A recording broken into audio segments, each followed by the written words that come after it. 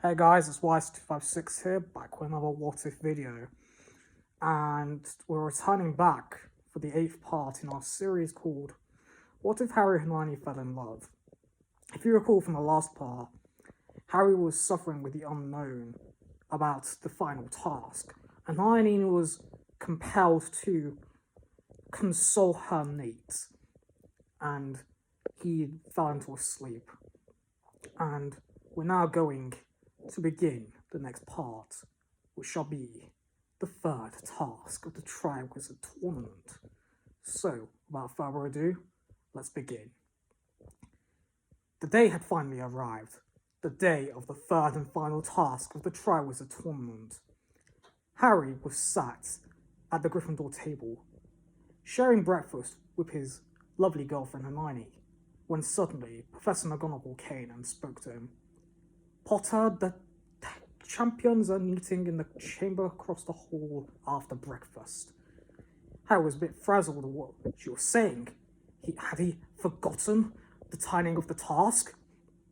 Professor, said Harry, the third task isn't supposed to take place till tonight. McGonagall then told him that this was a chance for the parents of the champions to come see them.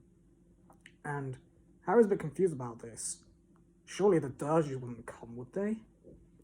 But before she left, McGonagall then turned around and said to Hermione, "Oh, and Miss Granger, you've been allowed to attend this afternoon's meetings with Mr. Potter." Hermione was a bit confused, but glad that she hadn't had to do the remainder of the end of the year tests.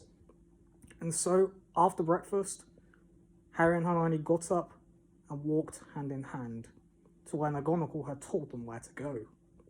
And to his surprise, Harry saw that Bill and Mrs. Weasley had come to see him in the third task. "Surprise!" said Mrs. Weasley.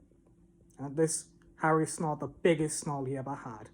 "We've come to see you in the third task." Harry was so shocked at this. "This is amazing, you know. I thought for a second the Dursleys were coming." Mrs. Weasley then smirked at this. She tried to hold in what she truly thought about Harry's relatives, but it was not easy for her to do so. Harry and Hermione then took Bill and Mrs. Weasley on a tour of the Hogwarts grounds, showing them everything that had changed since Mrs. Weasley was a student in her time at Hogwarts.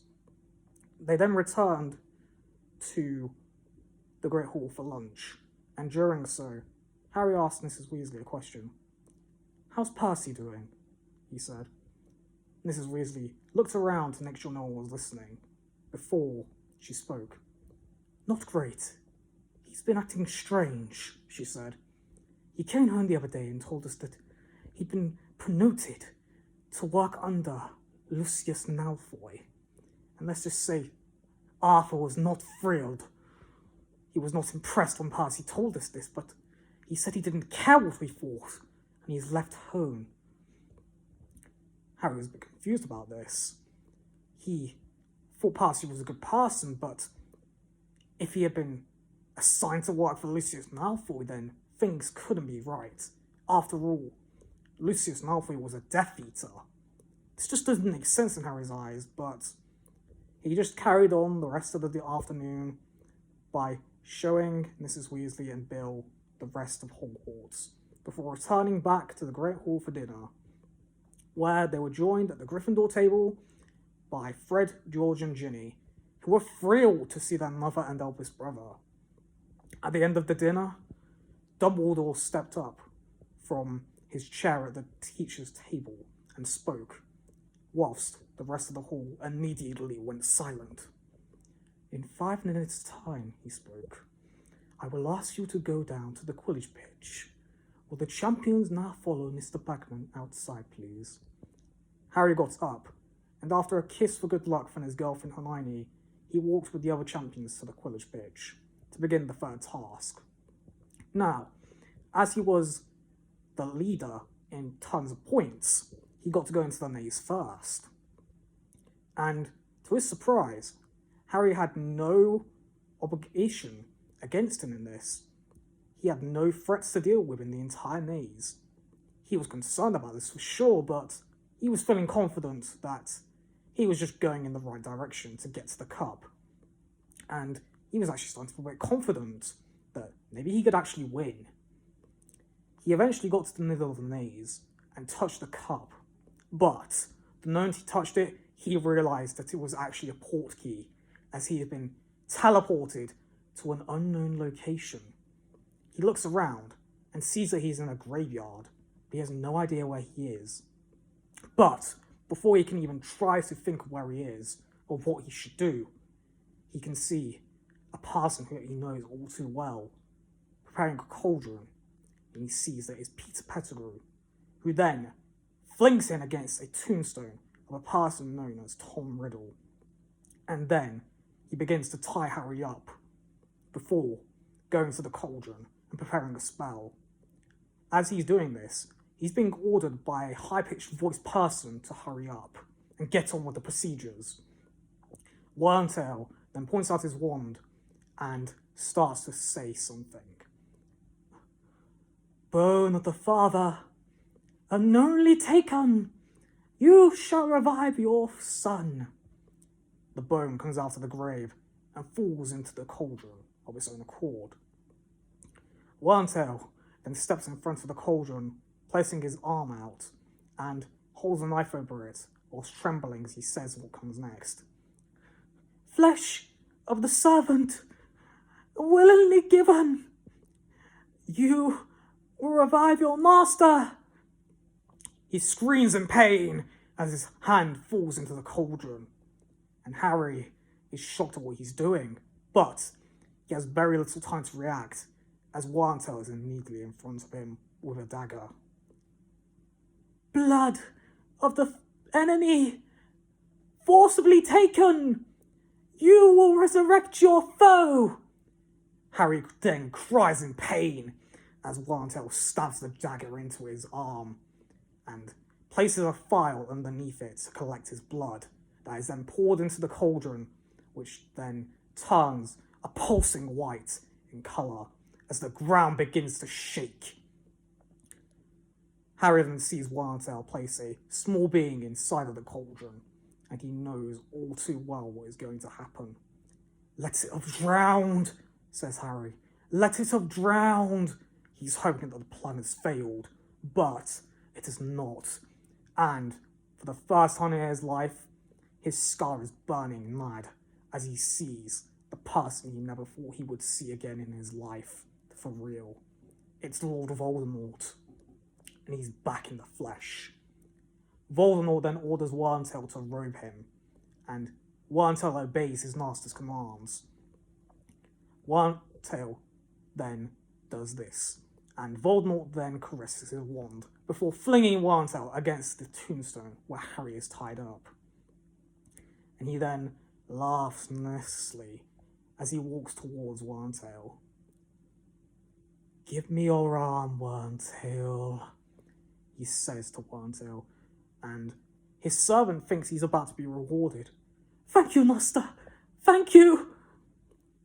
But Voldemort simply laughs at this.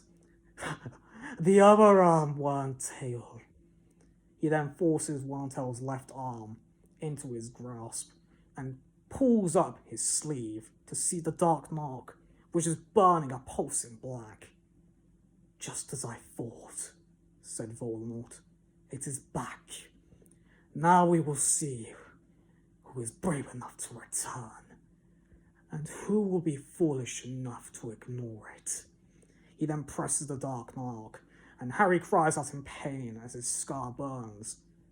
Then, a moment later, he can see about 30 wizards apparating to where he is, and they then form a circle around him, Voldemort, and the crying Wormtail.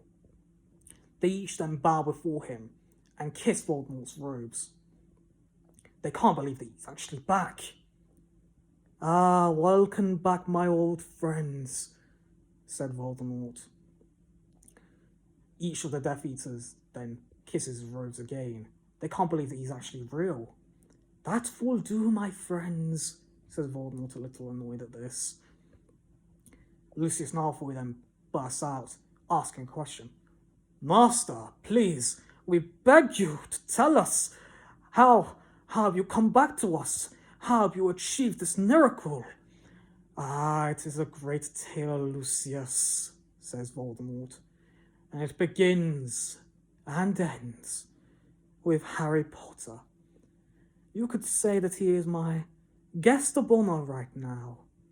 Voldemort then goes to tell his Death Eaters how this boy, Harry Potter, had been his demise when he was a baby.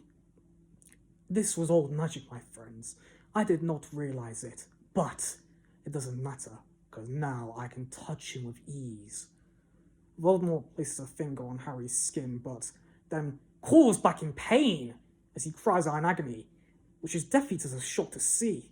But how? How is this possible? I should be able to touch you with ease. Why can't I do so, Potter? Harry then spits at Voldemort before laughing in his face.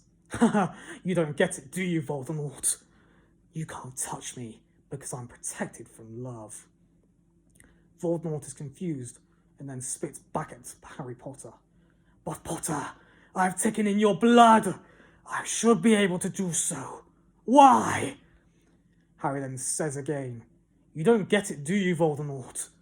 I'm not protected by my mother's love, but I'm protected by another love that you don't know about. Voldemort is confused for a moment, but then laughs with the evilest of smiles and thinks he realizes what the boy is actually going on about. But I know all about your mudblood girlfriend, Potter.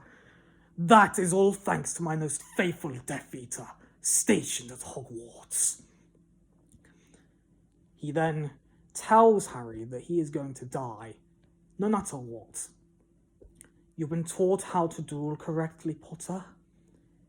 Harry bows, but Voldemort is not satisfied with this.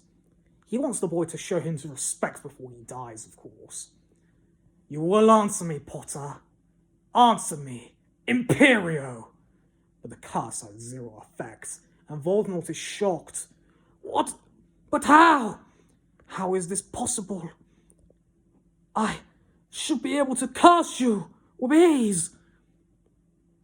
You still don't get it, do you, Voldemort? Says Harry. I'm protected from any of your curses. You will show me some respect before you die, Potter, says Voldemort in outrage. Crucio! But again, the curse has zero effect. How is this possible? I should be able to harm you. You still don't get it, do you, Voldemort? Says Harry. None of your curses, none of them are harming me because of the one thing you don't understand.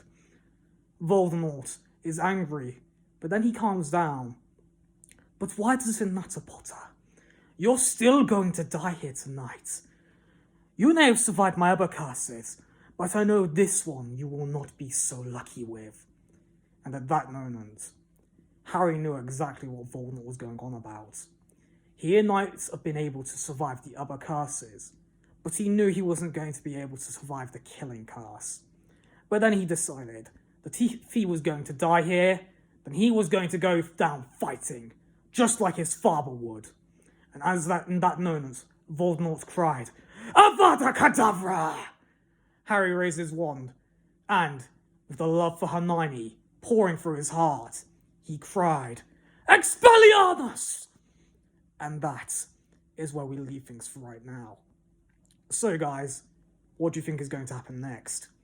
Do you think Harry will be able to go back to Hogwarts and explain things to Dumbledore? Will things happen the same regarding with Mad-Eye Moody being Barty Crouch Jr.? Or will he actually be able to kill Harry in this version of events? I'm afraid you'll have to wait till next time to find out. But as always, feel free to like, comment, subscribe as always. And I'm Y656, signing off.